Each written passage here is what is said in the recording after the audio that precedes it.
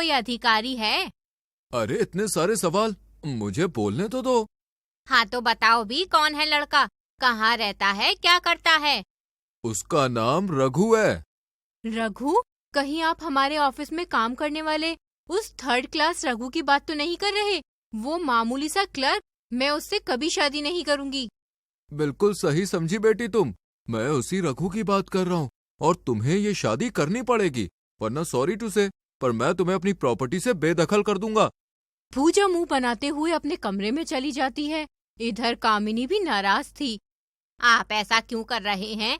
अरे वो हमारी एकलौती बेटी है, और रघु के बारे में जितना मैंने सुना है, कच्चा घर है उसका, मुश्किल से एक पंखा है, वो भी झटके खा खा कर चलता है। हमारी पूजा को एसी में रहने की आदत है, वो वहाँ कैसे मैनेज करेगी? उसे मैनेज करना होगा, ये उसके लिए बहुत जरूरी है। हमारे लाड प्यार ने उसे इतना जिद्दी और घमंडी बना दिया है कि वो गरीब लोगों को कीड़े मकोड़े समझती है, इसलिए ये हमें करना होगा। घर में सिर्फ नारायण की ही चलती थी, इसलिए कामिनी और पूजा को उसका फैसला मानना पड़ता है, और जल्द ही पूजा की रघु के साथ शादी करवा दी जाती है। अरे शालिनी बेटा, जल्दी से पूजा का थाल ले आ, तेरी भाभी और भैया आते ही होंगे, हमें उनकी आरती उतारनी है। हाँ माँ, ये लो पूजा की थाल। माँ, मैं क्या कह रही थी, भाभी का घर तो एकदम महल जैसा है, और हमारा तो टूटा फूटा मिट्टी का छोटा सा घर है, वो यहाँ रह तो लेंगी ना? क्या पता बेटा क्या होगा, छोड़ भी, हम उसे बहुत अच्छे से रखेंगे ताकि उसे जरा भी तकलीफ ना हो। इतने में एक बड़ी सी गाड़ी यशोदा के घर के बाहर आकर रुकती है, और उसमें से रघु अपनी पत्नी पूजा के साथ उतरता है। क्या ये है तुम्हारा घर? अरे इससे बड़ा और सुंदर तो मेरा बाथरूम है, यहाँ तो गोबर है। अब जो है यही है, पर तुम आओ अंदर चलो। पूजा मुंह बनाते हुए अंदर जाती है। दरवाजे पर खड़ी यशोदा उसका स्वागत करती है और बहू को अंदर ले लेती है। भाभी, ये लीजिए, चाय पी लीजिए, आप थक गई होंगी, फिर मैं कुछ खाने को भी ले आऊंगी। तुम्हारा दिमाग तो ठीक है? 40 डिग्री टेम्परेचर है बाहर, गर्मी के मारे पसीना टपक रहा है, और तुम मुझे ये चाय पिला रही हो? मेरे लिए जूस लेकर आओ। और तुम्हारे घर में एक भी एसी नहीं है क्या? नहीं बेटा, हम ठहरे गरीब, रघु की तनख्वाह में महीने भर का खर्चा जैसे तैसे चल पाता है, एसी कहाँ से लाएं? अरे तो मुझे पहले बताना था ना, मैं अपने पापा से कहती, वो आपका पूरा घर एसी से भर देते। मैं पहले ही कहती थी कि ये गरीब लोग मुसीबत होते हैं, पर पापा मेरी सुनते ही नहीं है। इस फटीचर से घर में मेरी शादी की है, मैं कैसे रहूंगी यहाँ? रघु, मुझे कोई मतलब नहीं है, मुझे कल के कल इस घर में एसी चाहिए। इतना कहकर पूजा गुस्से से पैर पटकती हुई अपने कमरे में चली जाती है। अगले दिन उसकी पहली रसोई थी, इसलिए शालिनी उसे बुलाने के लिए कमरे में जाती है। माँ, भाभी तो कमरे में है ही नहीं। पर वो सुबह सुबह कहाँ चली गई? आज तो उसकी पहली रसोई है, कैसे होगा सब? चल चल कर बाहर देखते हैं, शायद गर्मी में बाहर गई हो। दोनों जब बाहर जाती हैं तो देखती हैं कि पेड़ के नीचे खड़ी ठंडी ठंडी हवा ले रही थी। पूजा बेटा, अंदर बहुत गर्मी है ना? और नहीं तो क्या, एक तो आपका फटीचर सा घर, ऊपर से वो मरा हुआ पंखा, रात भर मच्छरों ने काट काट कर बुरा हाल कर दिया मेरा। अब मुझसे बिना एसी के नहीं रहा जाएगा उसमें। कोई बात नहीं, हम कुछ करेंगे, पर तुम्हारे लिए एसी ना सही, कूलर तो ला ही देंगे। पर आज तुम्हारी पहली रसोई है तो तुम्हें खाना बनाना पड़ेगा। एक मिनट, मुझे क्या नौकर समझ रखा है? मैं कोई खाना वाना नहीं बनाऊंगी, वो भी उस चूल्हे पर। ना बाबा ना, मेरा मैनिक्योर खराब हो जाएगा, और मेरा ड्रेस भी। इतने में अंदर से पूजा के फोन की घंटी की आवाज आती है, और पूजा तुरंत जाकर फोन उठाती है।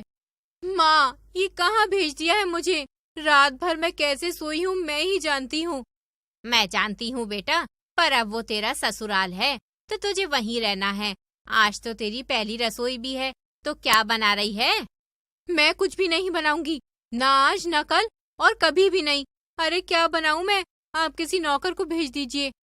नहीं बेटा, तुझे खाना तो बनाना पड़ेगा, वरना पापा नाराज हो जाएंगे, और जो कुछ तुझे देने वाले थे वो भी नहीं देंगे। ये तो गलत बात है माँ। बेचारी पूजा को ना चाहते हुए भी अपनी पहली रसोई की रस्म अदा करनी पड़ती है। माँ जी सुनिए, कहाँ है आपकी रसोई? और क्या करना है बताइए। ये पहले चूल्हे की पूजा करना और फिर मीठे में सूजी का हलवा बना देना। बाकी सब मैं और शालिनी बना लेंगे। पूजा ऐसा ही करती है। दूर खड़ी यशोदा और शालिनी उसे देख रही थी। माँ, भाभी बेचारी परेशान है, उन्हें आदत नहीं है ना इस सब की, हमें उनकी मदद करनी चाहिए। हाँ बेटा, मुझे भी नजर आ रहा है, ये गर्मी भी तो बहुत है। मैं रघु से बात करती हूँ, देखो क्या होता है। शाम को यशोदा रघु से बात करती है। माँ, मैं भी समझता हूँ, अगर वो रो रही है तो मतलब वो बहुत परेशान है। मैं एक काम करता हूँ, अपना पीएफ निकलवा कर उसके लिए एक एसी और गैस ले आता हूँ। कम से कम उसे गर्मी में खाना तो नहीं बनाना पड़ेगा। रघु ऐसा ही करता है और पीएफ के पैसों से एक गैस और एसी ले आता है। इसके बाद अब पूजा एसी वाली रसोई में आती है तो बहुत खुश होती है और खुशी खुशी सबके लिए खाना बनाती है। आज मैंने सबके लिए कढ़ी चावल बनाए हैं, खा लीजिए। वैसे रघु, ये एसी और गैस मेरे पापा ने दिया है ना? मैं जानती थी वो मुझे ऐसे परेशान देख नहीं सकते। देखना, धीरे धीरे वो मुझे एक बड़ा सा घर भी दे देंगे और नौकर चाकर भी। पूजा नहीं जानती थी कि नारायण को यशोदा ने खाने पर बुलाया है और वो उसके पीछे ही खड़ा है। पूजा, सब कुछ पालो पर गलतफहमी नहीं। ये एसी और ये गैस रघु अपने पीएफ के पैसों से लाया है, वो पैसे जिन्हें वो अपनी बहन की शादी के लिए जमा कर रहा था। ये जो तुम एसी वाले किचन में खाना बनाकर लाई हो ना, ये मेरी कमाई से नहीं, रघु की कमाई से आया है। इसलिए इतराना है तो अपने पति और अपने ससुराल वालों पर इतराओ, जिनसे तुम्हारा दुख देखा नहीं गया। ये सुनकर पूजा की आंखें नम हो जाती हैं। मैंने आप लोगों के साथ कभी अच्छा बर्ताव नहीं किया, हमेशा उल्टा सीधा सुनाया, पर फिर भी आपने मेरे लिए इतना सोचा। मुझे माफ कर दीजिए, अब से मैं कभी आप लोगों से गलत बर्ताव नहीं करूंगी। नहीं बेटा, जो हुआ उसे भूल जाओ, तुम तो हमारे घर की लक्ष्मी हो।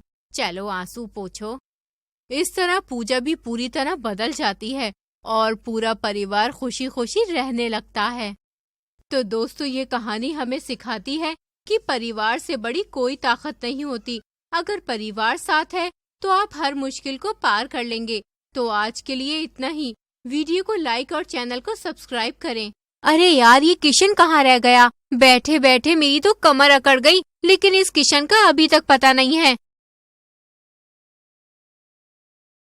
अरे सॉरी, आने में थोड़ा लेट हो गया, कंपनी में काम थोड़ा ज्यादा था। काम और परिवार के अलावा मेरे बारे में भी कुछ सोचो। बहुत हो गया, अब बस मुझे शादी करनी है। हाँ, मैं आज ही अपने परिवार से बात करूंगा, लेकिन तुम जानती तो हो ना, मेरे घर के हालात ज्यादा अच्छे नहीं है। मैं तुम्हारी तरह अमीर नहीं हूँ।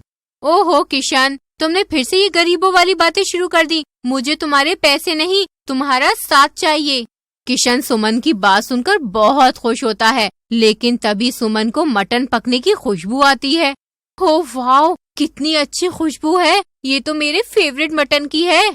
सुमन खुशबू को फॉलो करते हुए एक बड़े से रेस्टोरेंट में चली जाती है और फटाफट से एक प्लेट मटन कोरमा लगवाकर खाना शुरू कर देती है। हे भगवान, ये चट्टो सुमन तो आज मुझसे बर्तन धुलवा कर ही दम लेगी। मेरे पास तो बिल भरने के पैसे भी नहीं है। किशन जब बिल देखता है तो इसकी आंखें बाहर निकल आती हैं, क्योंकि बिल पूरे 4000 का था। अरे सुमन, मुझे लगता है कि मेरा पर्स कंपनी में रह गया है, तुम पैसे दे दोगी क्या? इस तरह किशन बच जाता है और घर आकर अपनी बूढ़ी माँ विमला को सुमन के बारे में बताता है। अरे बेटा, जितनी चादर हो उतने ही पैर फैलाने चाहिए, कहीं उस अमीर लड़की के नखरे उठाते उठाते घर के बर्तन ना बिक जाएं। किशन अपने परिवार को मना लेता है, पर सुमन के पिता राकेश इस शादी से बिल्कुल खुश नहीं होते। बेटी, तुम्हें भी वो गरीब फटीचर लड़का पसंद आया? अगर तुम उससे शादी करोगी तो मैं तुम्हारे साथ रिश्ता खत्म कर दूंगा। सुमन अपने पिता और किशन में से किशन को चुनती है और दोनों की शादी हो जाती है। आओ भाभी, तुम्हारा इस घर में स्वागत है। स्वागत को छोड़ो, मुझे ये बताओ खाने में क्या बना है? शादी के चक्कर में कुछ खा ही नहीं पाई, अब पेट में चूहे कबड्डी खेल रहे हैं। बहू की ऐसी तेज तर्रार जुबान सुनकर पूरा ससुराल हैरान रह जाता है। हाँ बहू, अंदर तो आओ, खाने में सब्जी, पूरी, रायता, पचमेल सब्जी, बहुत कुछ है। क्या शादी के घर में मटन नहीं बना? लगता है मेरी किस्मत के तारे तो बुझ गए, पर कोई बात नहीं, आप मुझे यही खिला दो। सुमन जल्दी जल्दी सारा खाना चट कर जाती है और अपने कमरे में सोने के लिए चली जाती है। सुमन को अपने महंगे बेड पर सोने की आदत थी, इसलिए उसे जमीन पर नींद नहीं आती। सुबह के 11 बज जाते हैं लेकिन सुमन नहीं उठती। भाभी उठ जाओ, सुबह के 11 बज रहे हैं, कितना सोगी? हाँ नंजी उठ गई। ना जाने कैसे आप इस जमीन पर सो जाते हो, मुझे तो रात भर नींद ही नहीं आई। हाँ बहू, तुम्हें आदत नहीं है ना, लेकिन धीरे धीरे हो जाएगी। आज तुम्हारी चूल्हा पुजाई की रस्म है, जल्दी से किचन में आकर कुछ अच्छा सा बना दो। हाँ माँ जी बताइए क्या बनाना है? मुझे chicken korma, mutton biryani, mutton kebab सब कुछ आता है। अरे भाभी, इन डिशेस को बनाएंगी तो आपको सिर्फ आज ही का खाना मिलेगा, क्योंकि इतने में तो हमारे घर का पूरा राशन भर जाता है।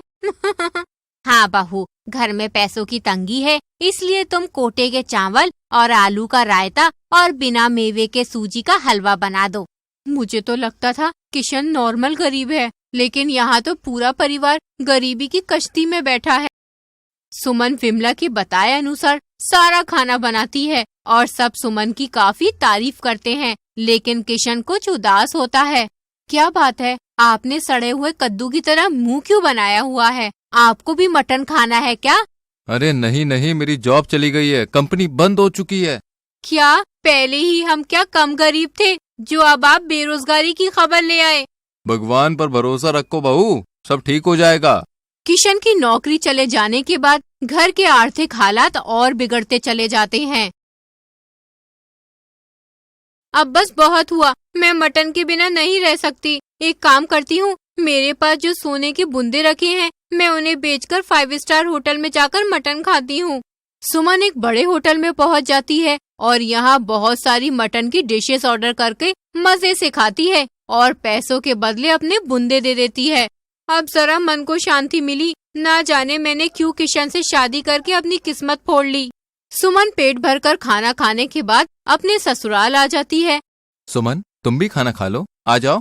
खाने के लिए है ही क्या, प्याज और रोटी, इसे तो मेरे घर के कुत्ते भी नहीं खाते। मैं भी किन गरीबों में फंस गई। सुमन की बात सुन सब लोगों को बहुत बुरा लगता है। बहू भी सही कह रही है, जब से बेचारी इस घर में आई है तब से रूखी सूखी रोटी खा रही है। हाँ माँ, लेकिन मैं भी मजबूर हूँ, कल से नौकरी पर जाऊंगा, जिससे 100-200 रुपए तो मिल जाएंगे। किशन मेहनत मजदूरी करके घर का खर्च उठाता है, जबकि सुमन अपना जेवर बेच कर महंगे महंगे होटल्स में जाकर मटन खाती है। माँ जी, अभी एक डिलीवरी बॉय आता होगा, उसे ये पैसे देकर सामान ले लीजिएगा। बहू, यहाँ पेट भर खाना नहीं है और तुम सामान मंगा रही हो, तुम्हारे पास इतने पैसे आए कहाँ से? माँ जी, ज्यादा सवाल जवाब तो करो मत, बस जितना कहा है उतना करो। कुछ ही देर में सुमन का सामान आ जाता है और जब ये इसे खोलती है तो इसमें मटन कबाब होते हैं। वाव, कितने टेस्टी हैं, अब तो इसी होटल से मटन कबाब खाया करूंगी।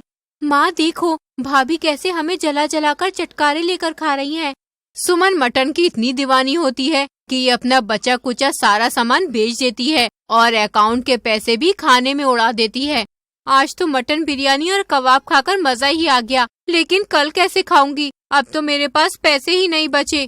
ये सोचते हुए सुमन का एक्सीडेंट हो जाता है। पड़ोस के लोग किशन के घर वालों को खबर देते हैं और सुमन को हॉस्पिटल में एडमिट कराया जाता है।